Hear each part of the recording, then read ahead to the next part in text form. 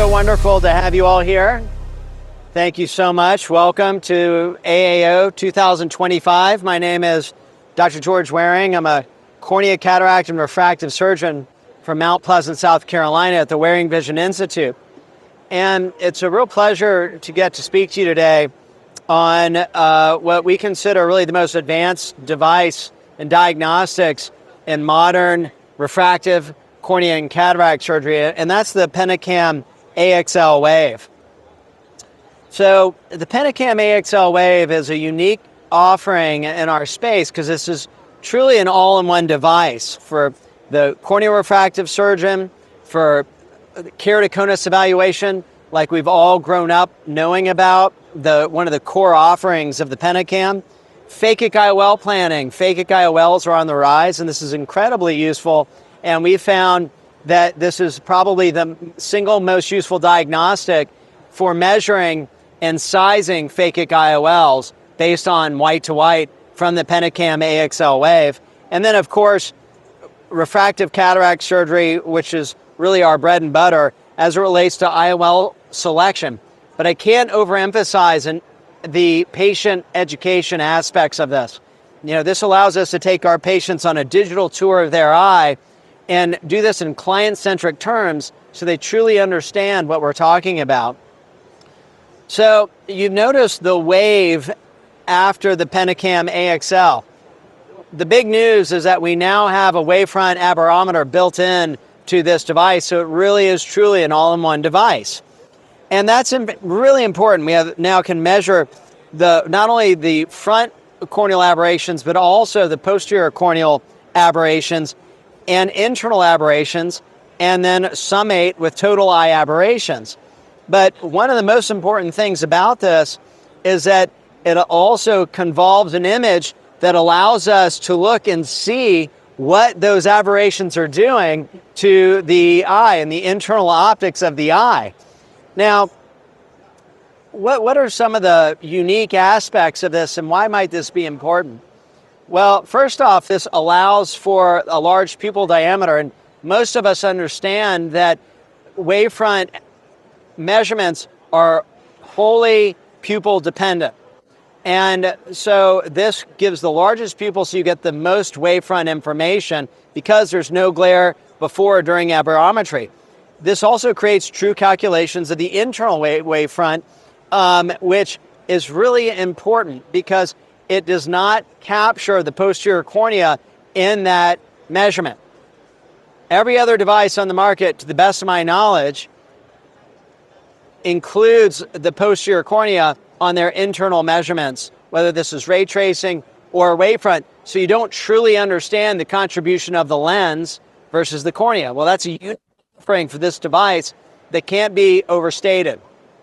This actually captures both the anterior and posterior cornea, so you're getting true wavefront of the cornea that allows you to truly separate it from the internal lens contribution.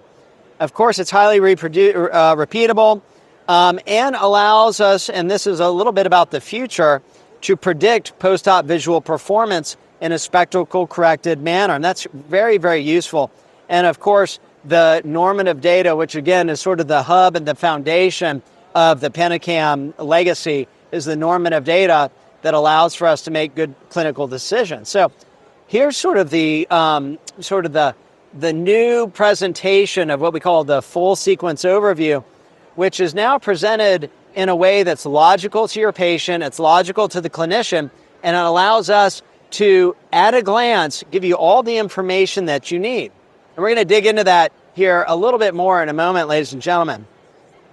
But let's talk a little bit about the workflow and the cataract refractive workflow for a practice like ours. First, we capture the full sequence overview. Number two, for the growing population that has had another vision correction intervention in their life, whether this is LASIK or patients who have other things going on, like Fuchs endothelial dystrophy, things like this. This allows us to capture some of these things that may not be as readily identifiable in some more subtle cases. Every once in a while, you might have a post-laser vision correction patient sneak by, or somebody with Fuchs dystrophy sneak by. Then this allows us to educate our patients on taking them on a digital tour of their eye. Critically important, allows us to then make the IOL selection all in this single device with that single measurement. And then, of course, also allows us to open the calculator. If this is a post-refractive patient, actually perform the post-refractive calculations with more than one calculation. I'll do that here in a second. So if we dig in a little bit into the new full sequence overview, we can toggle back and forth between the right and left eye, so you can easily show the patients the difference, because the first thing they always ask you when you take them on a tour of your eye is, well, hold on, is that my right or my left eye? Well, you just hit the button and you can show them the difference.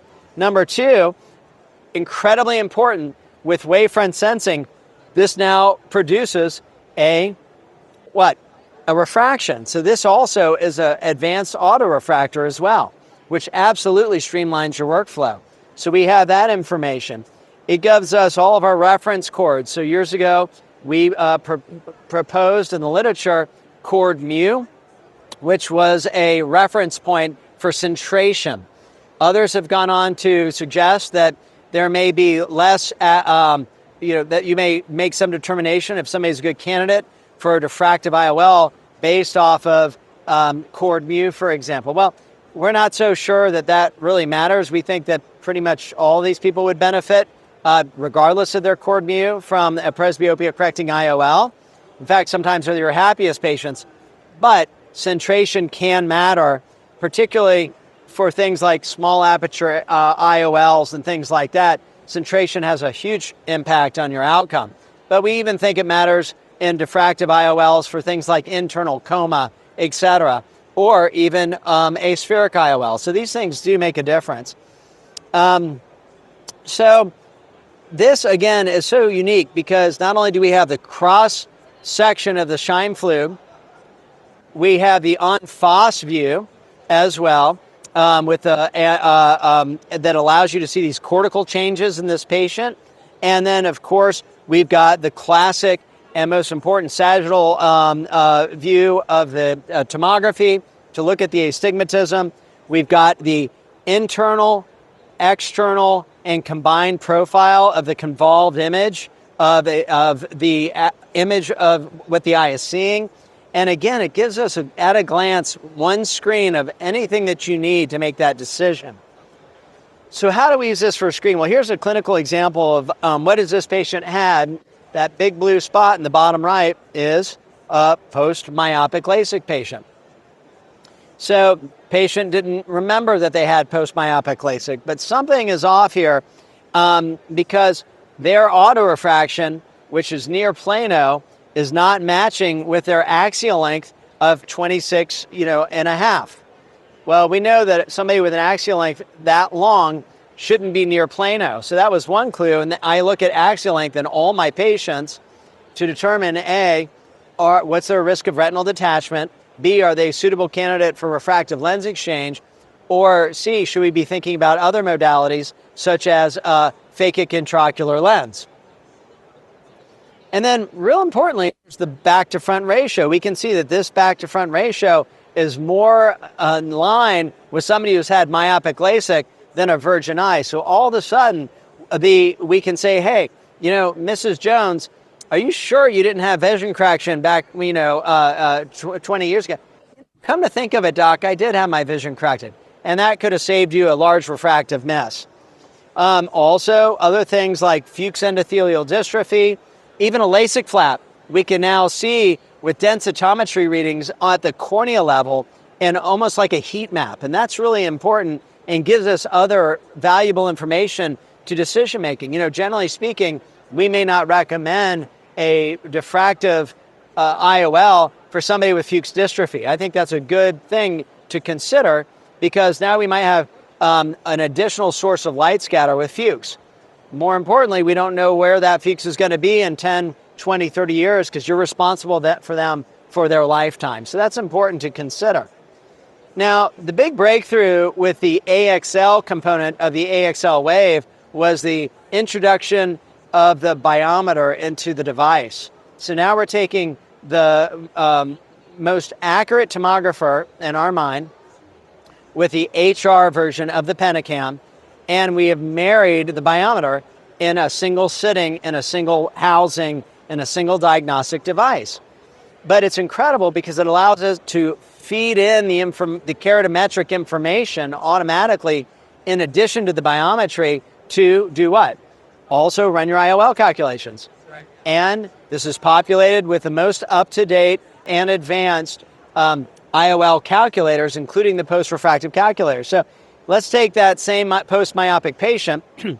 We determined that this patient has had LASIK. We can choose the post-refractive setting. We can come down and we can pick the lens that we want to use, and we can pick actually not one, but two advanced post-refractive myopic refractive calculators. And we can see how do they stack up. Well, thankfully, both of them recommend the same power lens, and that gives us a lot of confidence and comfort going into this procedure for our intended outcomes. And that is, at the end of the day, what this is all about, right? So the workflow, if we have somebody who had an untoward event, or we did get a surprise, we can come back, re-image them, check the objective refraction, check the full sequence overview, check the post-image post-op axis, which this allows you to do with the en-face retroilluminated view. And then you can actually, we'll be able to rerun the IOL calculator, and it will tell you, well, okay, first is, are you on axis or not? Okay, because it measured it for you. Number two, it can make a recommendation. Well, should we rotate the lens? If so, how much? Or should we consider exchanging the IOL? So it automatically, is helping us make these decisions, which can be very difficult. So here's an example of a patient who had some residual astigmatism after their toric IOL implantation. We can re-image them. It identifies the steep meridian. It identifies where the toric is aligned as well.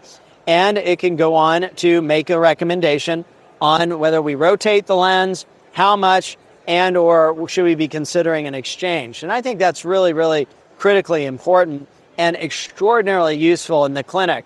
And there are not that many devices that can actually do this for you. So very excited about that aspect of this. There have been a number of studies by Dr.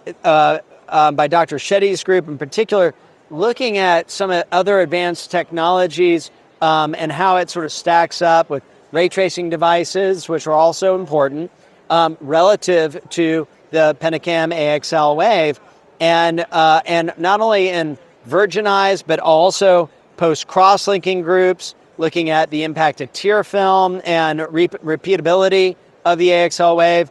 And as we mentioned at the outset, this is extraordinarily repeatable, and this has been published in the peer-reviewed literature. So friends, in summary, the AXL WAVE is an all-in-one device that not only has the most advanced features of high-resolution tomography, but also biometry, allows you to populate automatically with the tomography your keratometric values with your biometry for IOL outputs, but now also has the integration of the aberrometer without the glare for the largest pupil, the most wavefront information, all in a single device. Incredibly, incredibly important, incredibly impressive, and this has absolutely streamlined the flow in our practice. Like I've mentioned, this is a workhorse device for us in our practice. And lastly, it's the most important educational tool we have in our practice when we take our clients on a digital tour of their eye in a way that they can understand, enables us to make good clinical decisions, and it allows us a feedback loop to explore any post-operative information that we need. So with that, I want to thank you for your time and attention. It's always a pleasure to be with you.